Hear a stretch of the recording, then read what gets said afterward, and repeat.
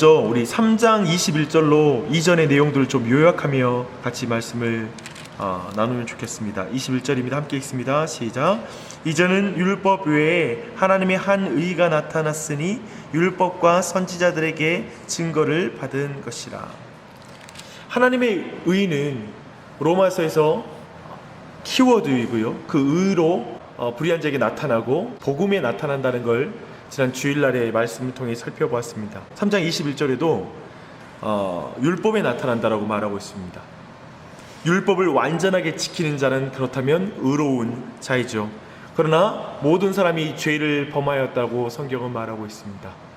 모든 창조물 안에 하나님의 신성과 능력이 찬란하게 빛남에도 불구하고 특별히 무신론적 배경을 가진, 그리고 물질을 우상으로 숭배하는 자들은 자신의 몸의 욕망에 순종하는 자가 되고 물질의 노예가 되어서 살아가고 그리고 그 극단적인 경우가 동성연애라든지 이런 곳을 치닫게 된다라는 것을 보았습니다. 또한 이와 또 다른 죄의 유형이 있는데요, 죄인의 유형은 뭐냐면 우리는 그렇게 육체적으로 그리고 물질을 밝히지 않는다라는 의미에서 철학적이고 아주 그리고 영적인 종교성을 가진 것일 수 있고요, 그리고 도덕적인 사람들, 그러나 결국 이 모두도 자신의 행위를 의지하는 자로서 하나님 앞에 여전히 죄를 가지고 있는 그런 자로서의 두 번째 부류. 또 다른 세 번째 부류로는 정말 종교인이죠. 특별히 율법을 가졌다고 말했던 유대인들. 그렇기 때문에 하나님 앞에서 자신들은 구원에 있어서 안전하다라고 다른 민족과 비교하며 자긍심을 가졌던, 우월감을 가졌던 자들, 그들 또한 스스로가 그 육체를 의지한 자였기에 또한 구원에 이르지 못하는, 하나님 앞에 합당한 자가 아니라 불의한 자라는 것을 살펴볼 수 있습니다. 그래서 모든 사람, 헬라인이나 유대인이나 모두 죄인이다.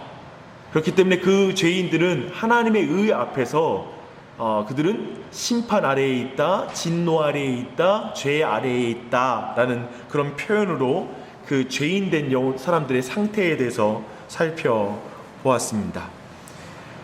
그러나 오늘 이제 3장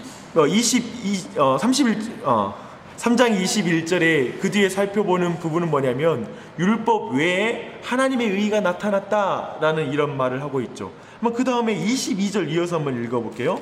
읽습니다. 시작. 곧 예수 그리스도를 믿음으로 말미암아 모든 믿는 자에게 미치는 하나님의 의인이 차별이 없느니라. 율법에 나타난 하나님의 의는 범법자를 정죄하는 것이고 심판하는 것이죠. 그러나 복음에 나타나는 의는 예수님의 속량이다 라고 말합니다.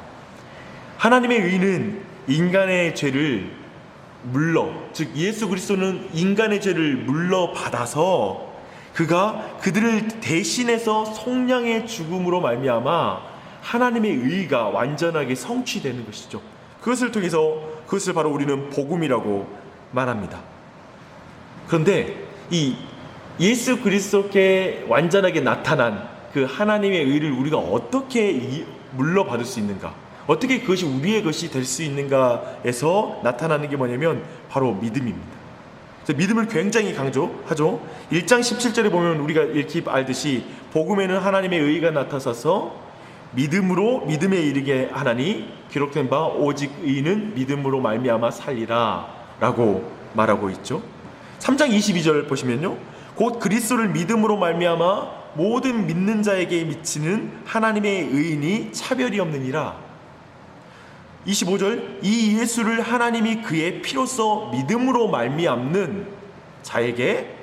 26절, 곧 이때에 자기의 의로우심을 나타내사 자기도 의로우시며 또한 예수 믿는 자를 의롭다 하려 하심이라.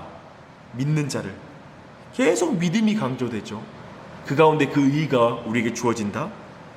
4장은 이제 3장 21절부터 51절까지 다루는 의의 전가에 대한, 즉 칭의와 구원에 대한 주제에 대해서 계속 다루는 그 중간에 들어있습니다.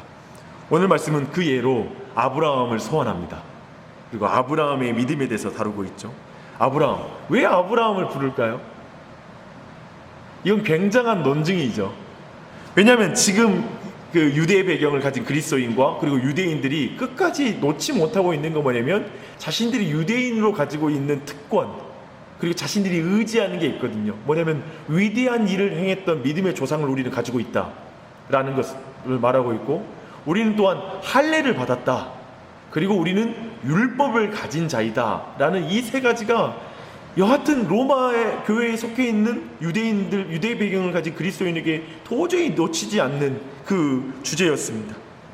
근데 이제 도리어 그 민족의 시초인 아브라함에게 먼저 올라가서 이 모든 것에 대해서 믿음이 어떤 위치에 있는지에 대해서 논증하고 있는 방식을 취하고 있는 거죠.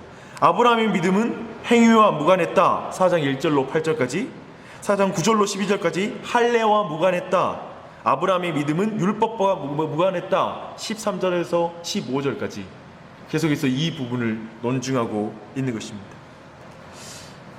특별히 창세기 15장 5절에 보면 아브라함이 여호와를 믿으니 여호와께서 이를 그의 의로 여기시고 라고 말씀하고 계십니다. 지금 그 말씀을 끌어와서 지금 논증하는 것이죠. 자신의 가능성이 아닌 철저히 하나님의 말씀, 약속, 하나님의 능력, 신실함, 그것을 믿었을 때 그게 의로 여겨졌다라고 말하고 있는 것입니다. 그러면서 이 하나님을 믿음이라는 정의의 핵심은 뭐냐면 신뢰하는 대상이 바뀌는 것입니다. 다시 한번 말씀드립니다. 하나님을 믿는다라는 말은 뭐냐면 신뢰하는 대상이 변화되는 것입니다. 하나님이, 사실 많은 사람들이 오늘날에도 하나님이 계신 것 알아요.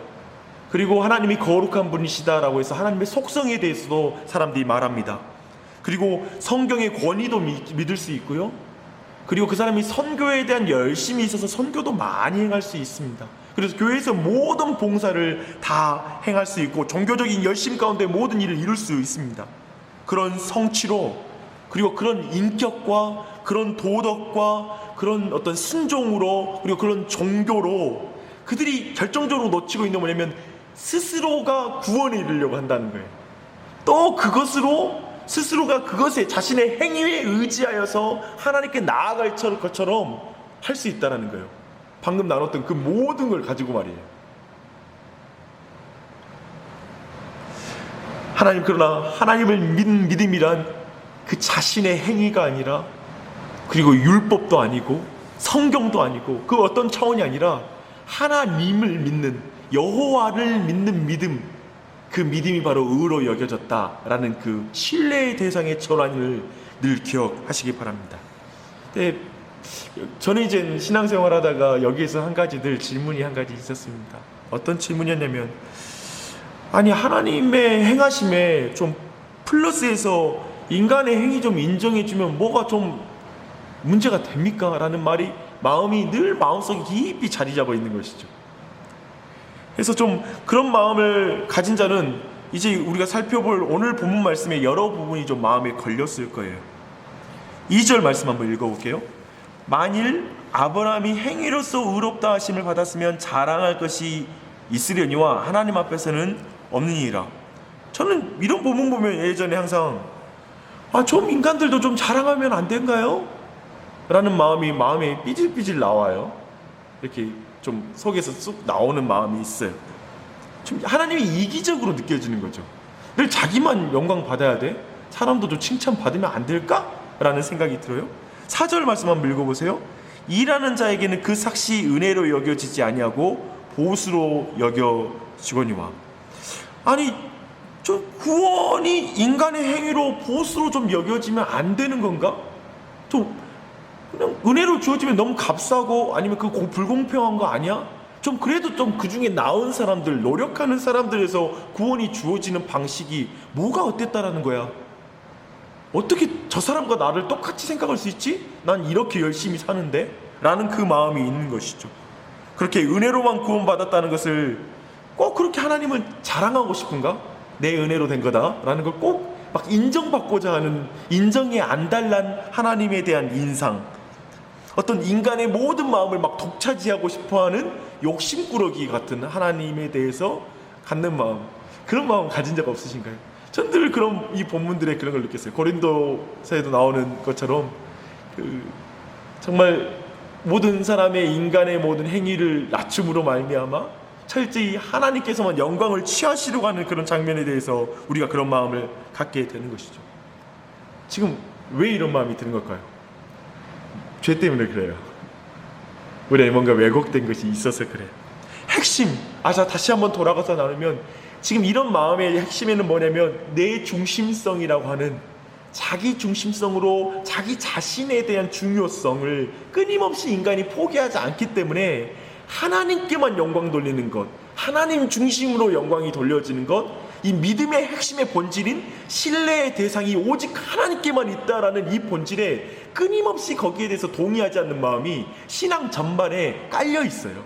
깊이 우리의 모든 봉사라든지 모든 영역에 불쑥불쑥 튀어나와서 자기 자신의 중심성으로 뭔가를, 사람의 인정과 뭔가를 요구하는 마음이 계속 나와요.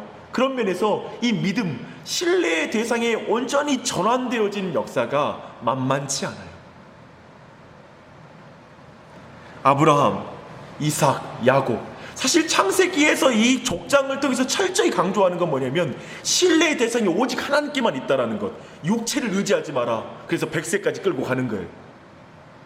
그래서 또한 이 인생의 어떤 선택을 의지하지 마라 라는 것 때문에 야곱과 저 에서를 복중에 있을 때 한 사람을 선택해서 다름질하는 자에게 이 모든 게 있지 않다는 걸 드러내는 거예요.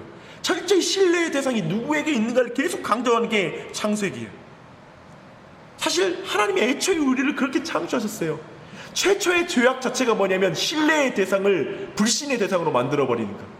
하나님을 이제 더 이상 하나님을 신뢰하지 않는 사건이 최초의 죄예요. 그런 면에서 하나님께서 이제 우리에게 구원 가운데 하나님이 의로움을 얻을 때에 철저히 예수 그리스도께 이루어진 그 의를 믿음으로 말미암아 나에게 주어졌다라는 걸 강조하는 이 믿음이라는 걸 강조하는 건 뭐냐면 믿음이 또 다른 우리의 행위가 되는 게 아니라 우리의 의로운 근거, 나는 믿었으니까 구원받았다라고 해서 내 또 믿은 행위를 의롭다라는 근거로 또 사용하는 게 아니라 철저히 하나님께만 신뢰의 대상이 있다. 내 믿음, 내 굳센 믿음이 구원을 만드는 게 아니라 하나님만이 구원자이시다, 예수 그리스도만이 구원자이시다 라는 걸 철저히 의존하는 조로 우리를 부르시는 것이죠. 그 가운데 하나님은 영광을 받으시는 거예요. 이것이 바로 하나님의 방법입니다. 믿음이 없이는 하나님을 기쁘시게 하지 못합니다. 모든 일에 이 사실을 적용하십시오. 철저히 모든 일에 하나님을 신뢰하십시오. 여러분의 삶에 죄 앞에 무너졌을 때에도 예수 그리스도의 의를 의지하십시오. 믿으십시오. 가정 안에 모든 부부 사이에, 그리고 모든 영역 속에 자녀를 키울 때, 그리고 일상 생활에서 모든 문제가 일어날 때, 자신이 자책할 때 철저히 하나님을 신뢰의 대상으로 두십시오. 이 한 달도 하나님만 신뢰하십시오. 다른 어떤 걸 의지하지 않고 그분께만 모든 신뢰를 두십시오. 우리 모두에게 의지하는 마음, 스스로에게 의지하는 마음을 거두십시오. 올 한 해 바라볼 때, 돌아볼 때도 선하신 하나님만을 의지하십시오. 새로운 2016년을 기대할 때에도 철저히 하나님만 의지하십시오. 신뢰를 그분께만 두십시오. 그리고 이 아침에 기도할 때 예수 그리스도의 이름을 의지하여 기도하십시오. 오직 그것이 우리를 구원하는 능력이요, 그것이 우리를 거룩해 하는 능력이요, 결국 그것이 마지막 심판대 앞에서 우리를 담대하게 만드는 그 내용이 될 것입니다. 그런 믿음을 부어달라고 이 아침에 기도했으면 좋겠습니다. 이제 기도하십시다.